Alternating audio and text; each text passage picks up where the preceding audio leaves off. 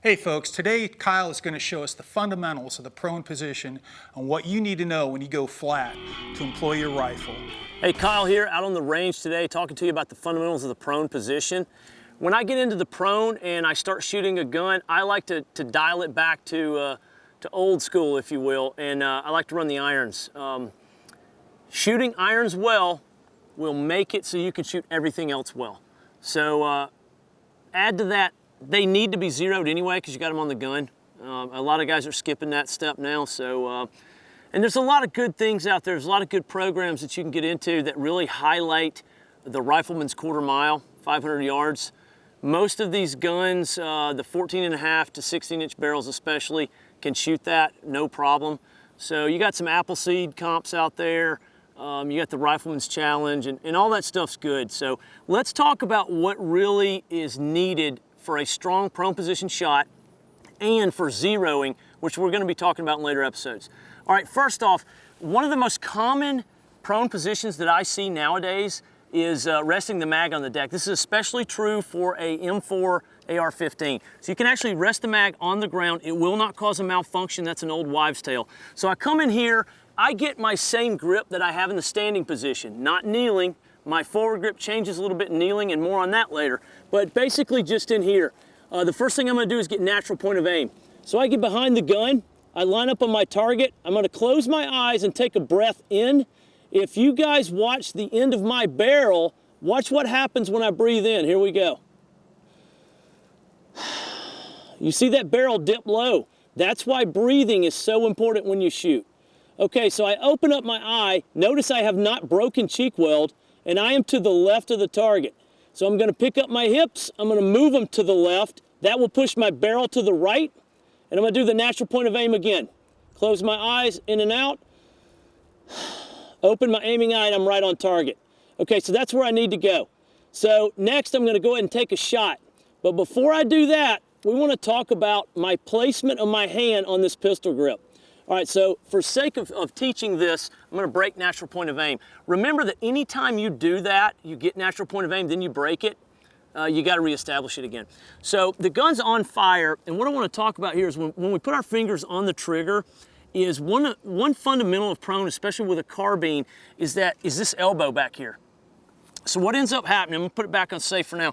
What ends up happening is guys will move the elbow out too far when they're in a prone position, and it takes the palm of their hand off this grip panel. And they end up putting their finger in the trigger in a real weird way.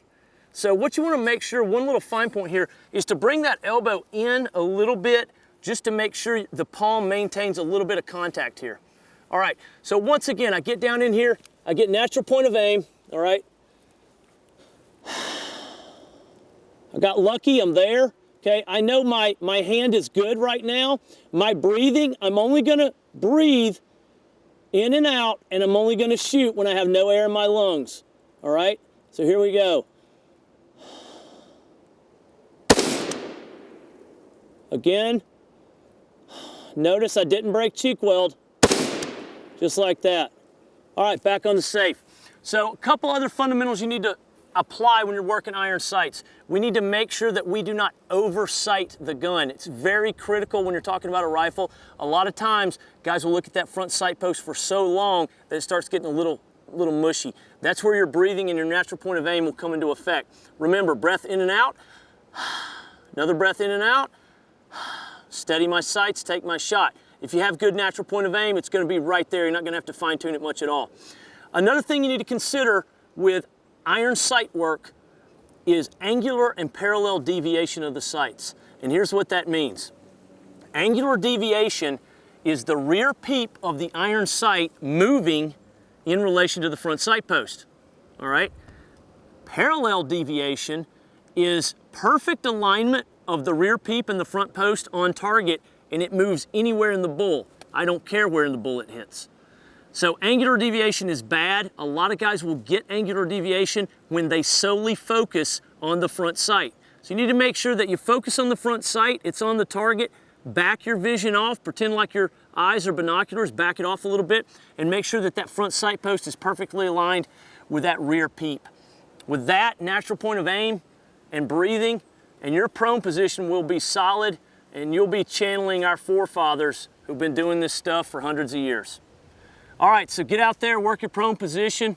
We'll see you on the range. Trigger Time TV is brought to you by Raven Concealment System, Troy Industries, Troy Defense, Legion Firearms, U.S. Optics, Meredith Rifle, Dark Angel, Keltec, Yeti, Crossbone, Wiley X, Vertex, Black Rain Ordnance, Huber Concept, Tac Strike, and WW Guns. I'd like to dedicate this episode to the Huas of 2nd Battalion, 75th Ranger Regiment. I was fortunate enough to be a rifle platoon leader in Bravo Company where I literally led real-life heroes. Rangers lead the way. Closed caption provided by Wiley X.